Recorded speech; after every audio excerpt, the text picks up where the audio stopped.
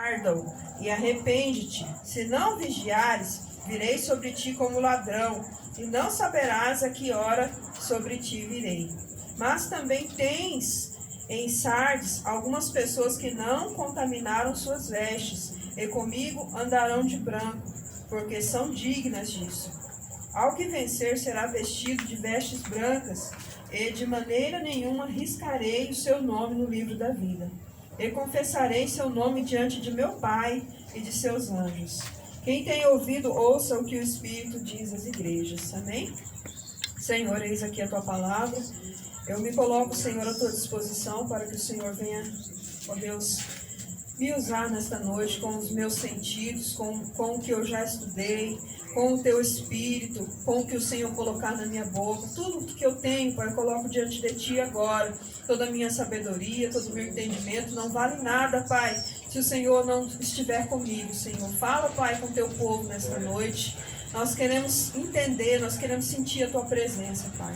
Ó, Senhor, abre o nosso coração nesta noite para a tua palavra, abre o nosso entendimento, em nome de Jesus. Amém? Pode sentar, irmãos. Glória a Deus.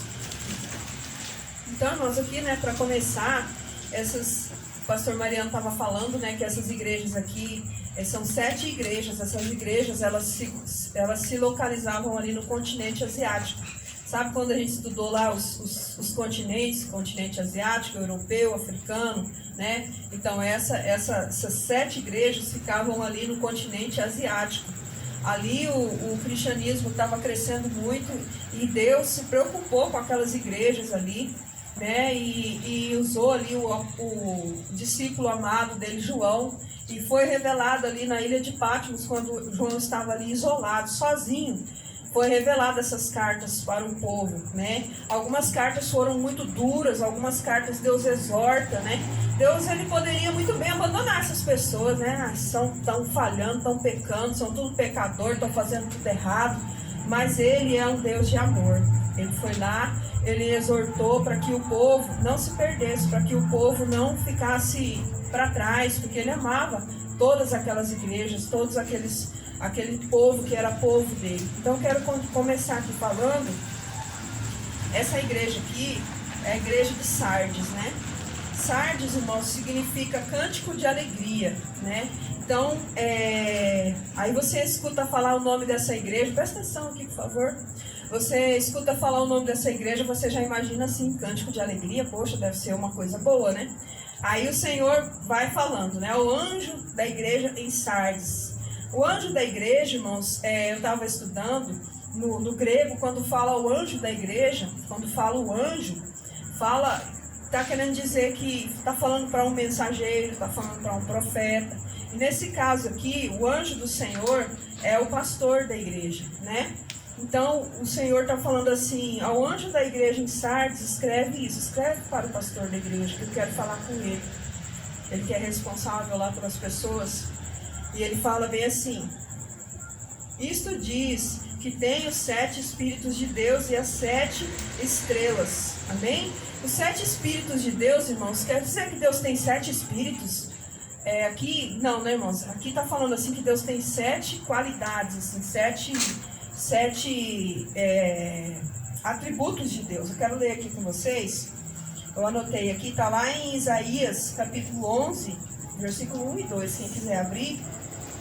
Está falando que estava lá o Espírito do Senhor, o Espírito de sabedoria, vai contando aí no dedo, o Espírito do Senhor, o Espírito de sabedoria, de entendimento, de conselho, de fortaleza, de conhecimento e de temor. Então são 7, o Espírito do Senhor, mais 6 atributos do Senhor ali diante do trono do Senhor, amém? Que está falando desses 7 Espíritos de Deus. E as 7 estrelas, o que é? São as 7 igrejas, são os 7 pastores, amém? Conheço tuas obras, que tens nome de que vives, mas estás morto.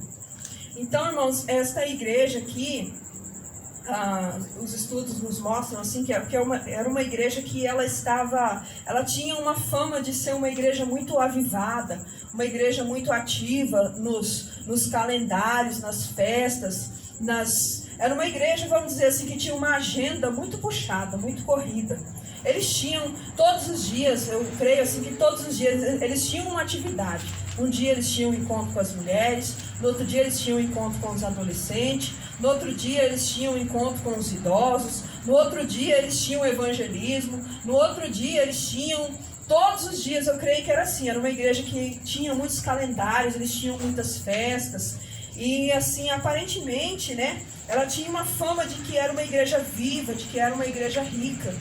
Ela tinha essa fama, essa reputação. Mas o Senhor, Ele conhece todas as coisas, Ele vê os nossos corações. Não adianta a gente querer enganar o Senhor. Não adianta a gente querer, essa igreja ela tinha todas essas coisas, e isso era bom, isso é bom a gente ter todas essas coisas. Mas só que o Senhor olhou para aquela igreja e falou que ela estava morta. Por que ela estava morta? Porque aquilo tudo era uma aparência. Eles vinham, eles enchiam a igreja, eles faziam aquelas festas, mas tudo aquilo, aquele povo não tinha vida espiritual. Aquele povo não orava, aquele povo não obedecia mais o Senhor como antigamente. Sardes, irmãos, eu estive anotando aqui sobre Sardes. Sardes, ela tem a ver com... A igreja de Sardes tem a ver com o passado da cidade de Sardes. No passado, a cidade de Sardes ela era a capital da Lídia, e ela era uma capital muito rica. Ela era uma cidade que ficava em cima dos montes, assim, em cima de um monte.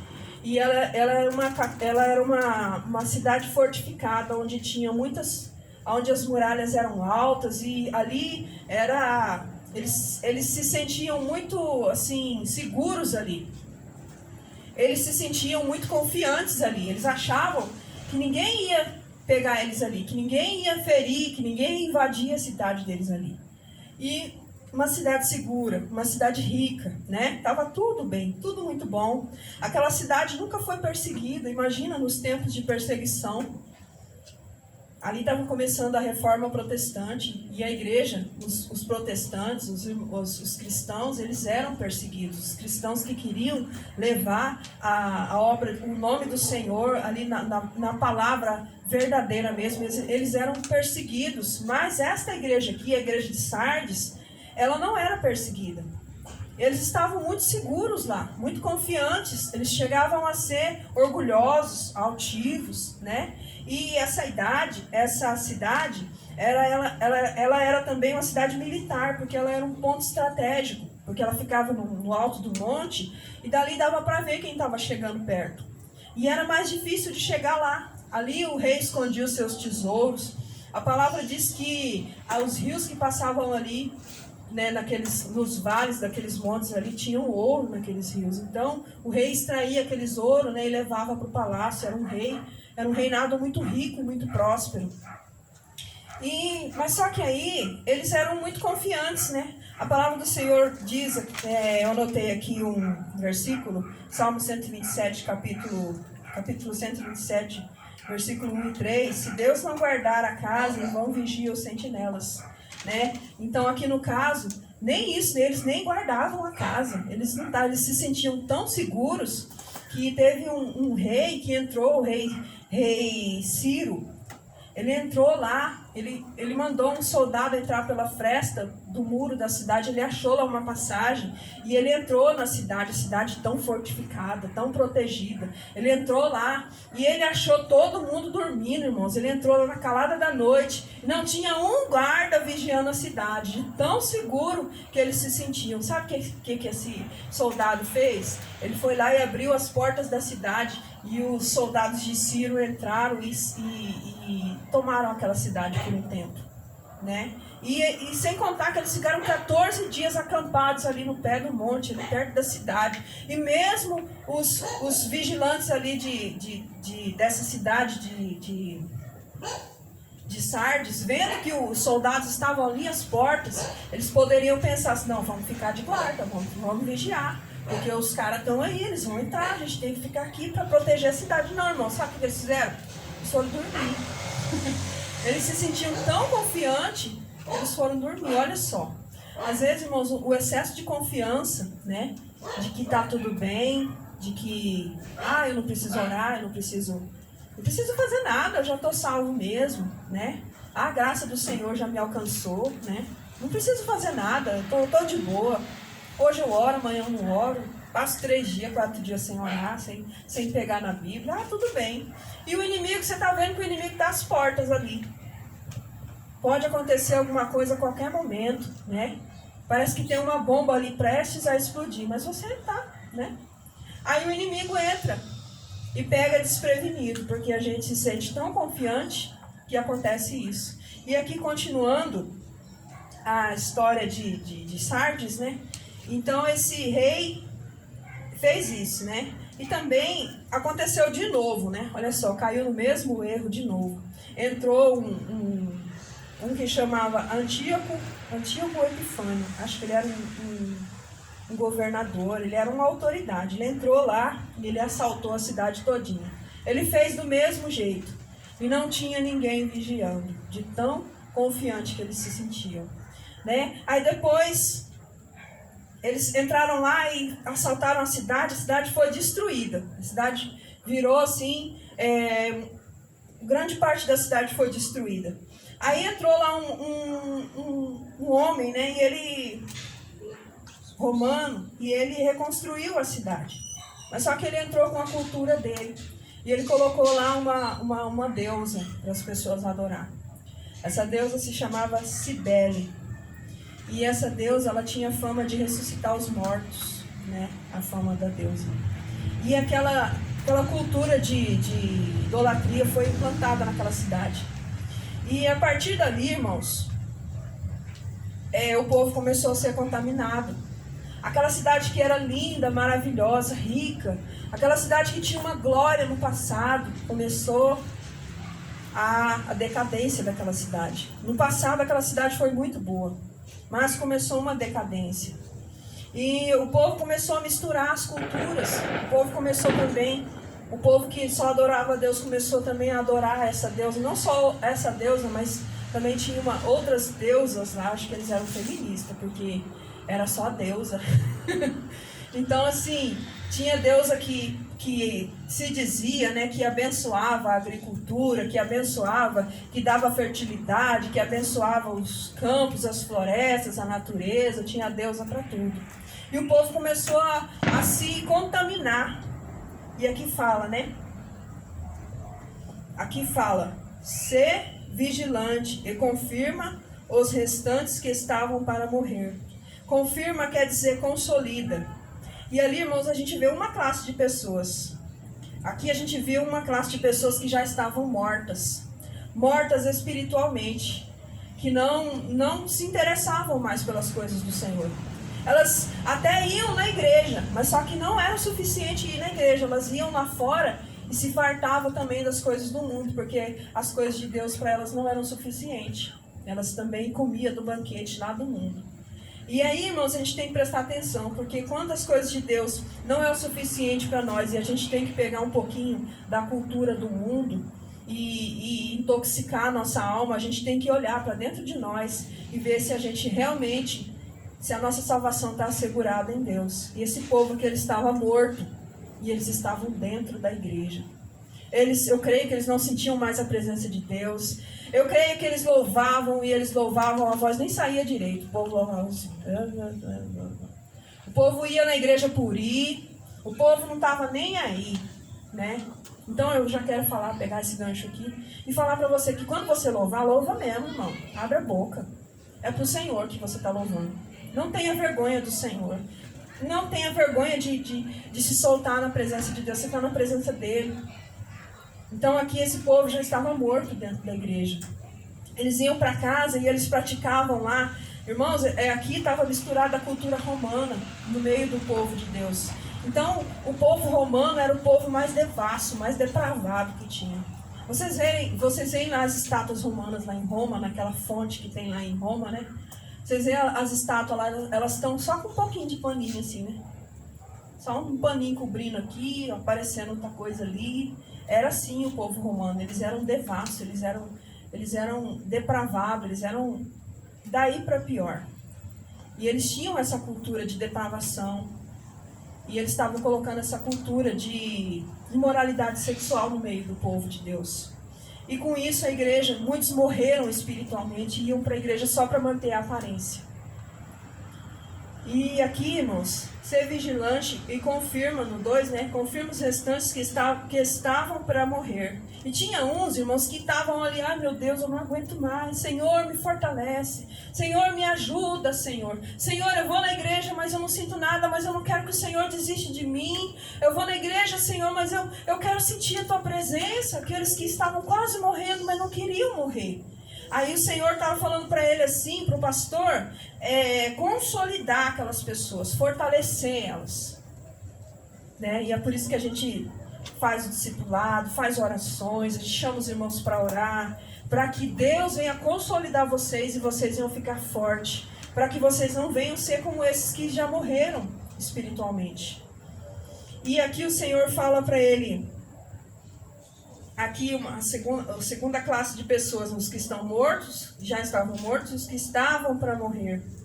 Porque não achei tuas obras perfeitas diante de Deus. Aqui, irmãos, o Senhor estava falando assim, que tinham pessoas ali que até faziam as coisas para Deus. Eles ajudavam, né? Vamos dizer assim, que eles levavam um alimento lá para a pessoa que estava precisando.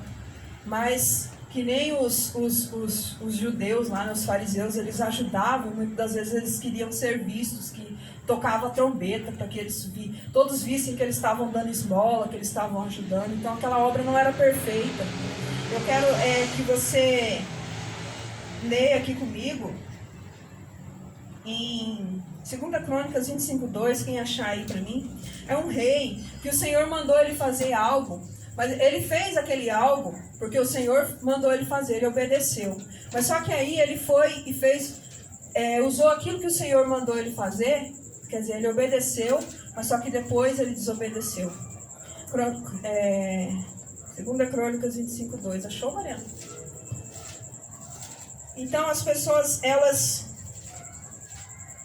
obedeciam, mas sem interesse de coração. Pode ler. 2 Crônicas 25:2. Ele fez o que o Senhor aprova, mas não de todo o coração. Lê o outro aí. Quando sentiu que tinha o reino sob pleno controle, mandou executar os oficiais que haviam assassinado o rei, seu pai. Amém? Então aí o Senhor mandou ele ir lá e tomar o reino, só isso. Ele foi lá e tomou o reino, mas só que o Senhor não mandou ele matar os oficiais, ele foi lá e matou, né? Então as pessoas faziam as coisas erradas pela motivação certa, ou vice-versa. Elas defendiam a doutrina, mas não amavam o Senhor. É que nem os fariseus, eles defendiam a doutrina, até brigavam, até entravam em discussão, faziam aquele alvoroço. Mas eles não tinham amor no coração pelo próximo, pelas pessoas. Jesus, ele curava no sábado, ele curava dentro do templo. E ele não ligava para essas leis que impedia ele de estar ali curando no sábado, de estar jantando com um publicano, um pecador. Ele não ligava para essas leis porque ele se importava mais com as pessoas do que com as regras. E já essas pessoas aqui que o Senhor falava assim, que... as tuas obras não são perfeitas diante de mim, era isso. Que as obras daquelas pessoas não eram de coração, não eram com sinceridade de coração. E o Senhor sonda os corações. O Senhor vê o nosso coração. Ele vê por que a gente está indo na igreja, ele vê como que está o nosso coração, a nossa motivação quando a gente está fazendo alguma coisa para Ele. Amém? E aqui no versículo 3... no versículo 3... está falando assim: lembra-te, pois, do que tens recebido e ouvido, guarda-o e arrepende-te. Lembra-te, pois, do que tens recebido e ouvido. O Senhor estava falando para eles voltar lá no passado, de quando eles eram fervorosos, de quando eles oravam, de quando eles buscavam, de quando eles procuravam se manter em santidade, se afastando do pecado, do mal. O Senhor falou para eles: lembra daquele tempo lá? Em que a minha igreja era viva, em que a minha igreja verdadeiramente manifestava as boas obras que eu gosto de ver. Aqui o Senhor está falando para eles se lembrarem. E para eles guardar o que eles tinham ouvido. Ou seja, recordar e trazer de volta no coração aquilo que eles tinham ouvido. E se arrepender. Se o Senhor estava falando para eles se arrependerem, é porque eles estavam cometendo coisas que desagradavam o Senhor. É sinal que eles estavam se envolvendo, se contaminando com aquela cultura que tinha se instalado ali na cidade deles. É sinal que eles estavam fazendo algo. E o Senhor via, o Senhor sabia. Por mais que eles estavam ali tentando manter a aparência, o Senhor sabia de todas as coisas. Por isso que ele falou desse jeito, para eles se arrepender. E aqui o Senhor fala também, né? Se não vigiares, virei sobre ti como ladrão, e não saberás a que hora virei sobre ti. E aqui o Senhor fala, né, que ele vem como ladrão em várias passagens da Bíblia. Ele virá à noite e eu até anotei aqui, mas eu não vou falar para os irmãos, senão vai ficar muito extenso. As partes que o Senhor fala que ele vai vir como ladrão. Como que o ladrão chega? O ladrão chega e ele fala bem assim: olá, tudo bem? Eu vou entrar aqui e vou roubar a sua casa, tá? Deixa a porta aberta aí que 11 horas da noite eu venho aqui roubar a sua casa. Ele faz isso? Não, né? Ele chega lá, às vezes a pessoa está dormindo, quando você acorda no outro dia o negócio já não está mais lá, já roubou, já foi embora a televisão, já foi. E você viu o ladrão? Não, você não viu. Essas pessoas, elas estavam assim, elas estavam dormentes, elas estavam distraídas espiritualmente. Então o Senhor estava falando para elas assim também, se despertar. Eu virei sobre ti como ladrão e não saberás a que hora sobre ti virei. O Senhor estava querendo que aquelas pessoas se despertassem. E aqui no 4 está falando, né? E sabe também, irmãos, o que quer dizer esse sono espiritual? Ali olhando os estudos da palavra de Deus, fala que eles eram muito formais. As pessoas, eles faziam aquela festa com todas aquelas formalidades, eles eram muito bons em obedecer regras da igreja, regras e costumes de homens e tudo aquilo lá, eles eram muito bons nisso. Eles eram muito formais, aquela coisa assim que não tinha uma vida, não tinha uma alegria naquele culto, não tinha uma espontaneidade, era uma coisa assim muito, muito fechada, todo dia aquilo dali. E aquilo era uma tradição, aquilo virou um costume, uma tradição, uma mesmice. Eu já participei, irmãos, já fui em igrejas assim que eu fui porque eu tinha que ir, porque eu não aguentava mais aquele sistema, aquele jeito de cultuar. E graças a Deus o Senhor me trouxe para a SEM, amém, graças a Deus. Não criticando, mas foi um tempo que eu passei naquela congregação. E chegou um tempo que aquele formalismo, toda aquela coisa rigorosa, aquilo começou a me sufocar. E eu comecei a perceber aquele tradicionalismo todo. E o Senhor me trouxe para cá. Porque o Senhor só vai fazer algo na tua vida quando você começar a se incomodar com aquilo. Quando você começar a se incomodar com o pecado, aí o Senhor vai ver que você não quer mais o pecado. Não que isso seja pecado, né? Formalismo, essas coisas. Mas essas coisas não chegam no coração do Senhor. Essas coisas não tocam o coração do Senhor. O Senhor, Ele olha para a intenção do teu coração. Ele não olha para a tua roupa. Ele não olha se você obedece regras de homens, mas o que está escrito na palavra de Deus. E o Senhor Ele vai fazer obra na tua vida quando Ele vê que você está se incomodando com o pecado. Porque se o pecado está na tua vida e você não está nem aí, você está gostando, você acha que o Senhor, como que Ele vai fazer uma obra na tua vida? Aí você tem que pedir para o Senhor: Senhor, eu quero me arrepender. Gera um arrependimento no meu coração, eu quero me arrepender disso, eu quero me converter do meu mau caminho. Aí o Senhor vai vir e vai fazer uma obra na tua vida. Tem coisa que a gente não consegue se libertar sozinho. Tem coisa que não consegue, o nosso coração não gera, e a gente tem que pedir para o Espírito Santo gerar em nós. Aí a gente vai lá e confessa, aí a gente vai lá e se arrepende, a gente vai lá e o Senhor nos limpa, nos lava, amém? Então aqui, irmãos, o Senhor não estava gostando daquele formalismo todo, daquela liturgia toda, de toda aquela cerimônia, de toda aquela coisa rigorosa, aquela coisa séria. O Senhor estava desagradando daquilo. Aquilo estava matando a igreja aos poucos. Então aqui o Senhor falou para eles vigiar, ficar atento, acordar, despertar. E o Senhor fala isso para nós hoje. Desperta, ó tu que dormes, amém? Desperta. vai orar, vai procurar alimentar a tua vida espiritual. Se alimentar das coisas de Deus. Se você se alimentar das coisas de Deus, você vai ser cheio de Deus. Se você se alimentar das coisas do mundo, você vai ser cheio das coisas do mundo, você vai ser carnal. Você não, quando vier uma afronta, alguma coisa diante de você, você vai se comportar de maneira carnal, você não vai se comportar de maneira espiritual. Se alguém vier querer brigar com você, você vai rolar no chão com a pessoa, porque você vai estar carnal. Mas se você estiver espiritual, você vai saber lidar com aquela situação. Sem se descontrolar, sem agredir alguém ou sem gritar com alguém. O Senhor vai te dar sabedoria, o Senhor vai te dar paciência, o Senhor vai te dar tudo que você precisa. Mas você precisa se alimentar do que é espiritual. Amém? Desperta. É isso que o Senhor está falando para a igreja de Sardes e para nós também. E aqui no 4, irmãos.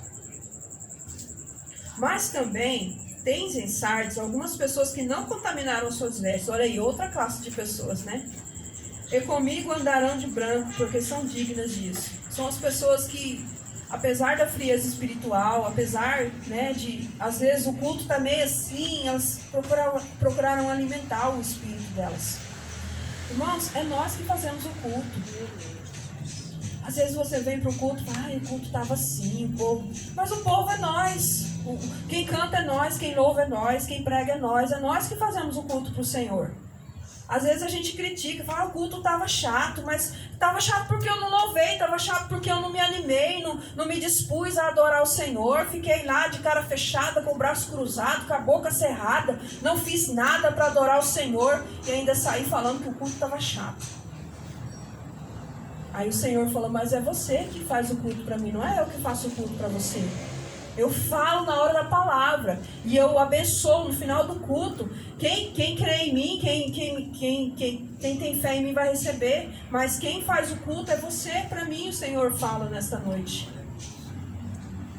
Então, irmãos, a gente tem 24 horas para fazer o que a gente quiser. E aqui a gente tem 1h30 só. E a gente desperdiça essa 1h30, que é 2 vezes por semana, não é nem todo dia. A gente desperdiça 15, 20 minutos de louvor, de adoração. Às vezes o grupo de louvor está aqui quase se rasgando, quase se, né, querendo transmitir para a igreja algo assim que as pessoas olhem para nós assim e se inspirem em nós e louvem também. Mas tem irmãos que estão lá bem assim. E aquilo, irmãos, eu vou falar a verdade, aquilo desanima a gente de um jeito, né, Rafael? Aquilo deixa, né, Keila? Aquilo deixa a gente tão triste assim, meu Deus do céu, o que está acontecendo? E às vezes é o grupo de louvor, tá assim. Tá lá, a pessoa não louva, não abre a boca. Aí a pessoa que está ali quer se motivar, mas olha para a pessoa que está aqui, para o pregador que está aqui, às vezes pregando e está pregando com uma preguiça, está pregando, né? Você já foi num culto que o pregador estava lá assim, que você dava até sono? Eu já fui em cultos assim. Eu já fui em cultos que o grupo de louvor o louvor não foi bem ensaiado, os irmãos não sabiam a letra do hino e aquela coisa. Aí quem estava ali também não se inspirava. E aí a gente tem que lembrar, irmãos, que tudo que a gente for fazer para o Senhor é com excelência. Se lá, quando você vai fazer um trabalho na escola, você procura fazer o melhor para você tirar uma nota boa, imagina para o Senhor, irmãos. A gente tem que fazer o nosso melhor, a gente tem que dar o nosso melhor, dar o nosso tudo. Eu já saí de cultos assim, que eu saía de lá rouca. Eu queria era louvar, eu saía de lá sem voz, mas que eu tinha certeza de que eu tinha dado meu tudo ali. Meu melhor louvor, minha melhor adoração, porque aquele dali, depois eu ia para minha casa descansar, mas a minha adoração ficava ali para o Senhor. Então nós vamos dar o nosso melhor para Deus. O Senhor vai olhar lá de cima, vai se agradar das nossas vidas. É isso que Ele quer.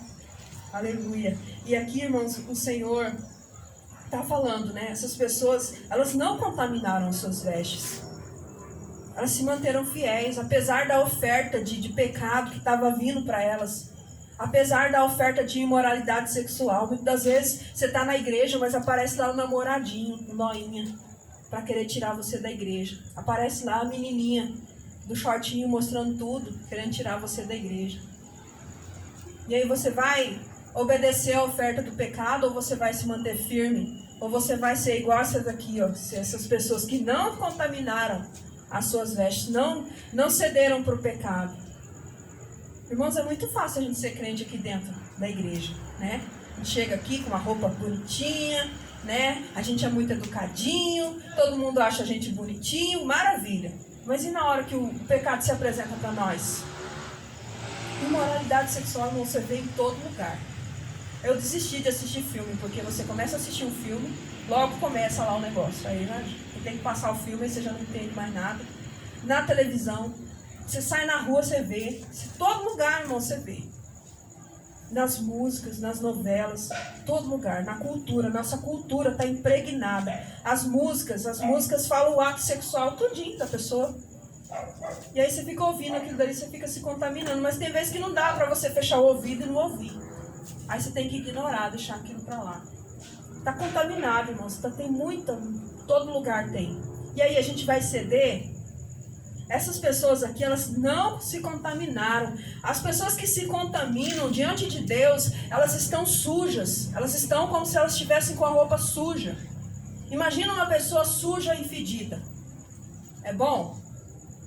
Você vai querer ficar perto de uma pessoa dessa? Né? Não vai. E imagina uma pessoa suja e fedida que não quer tomar banho, não quer escovar o dente, quer ficar suja e quer ficar fedida. É assim que é uma pessoa que aceita e quer continuar se contaminando. O Senhor olha lá de cima e ele sente o cheiro do fedor. Ele vê a roupa da pessoa tudo manchada. Você já viu, eu não sei se os irmãos veem isso, mas tem pessoas que você vê uma sujeira no semblante dela. Com o tempo, você caminhando com o Senhor, você começa a ver como se a pessoa tivesse um barro, uma sujeira no rosto dela, mas não é porque ela é negra, não tem nada a ver com cor, com raça, nada. É uma sujeira espiritual. Aí quando aquela pessoa começa a ir na igreja, começa a escutar da palavra de Deus, o semblante daquela pessoa começa a clarear, começa a ficar limpa. Quem já percebeu isso? Aleluia, Jesus. Irmãos, direto eu vejo isso. Pessoas que antes estavam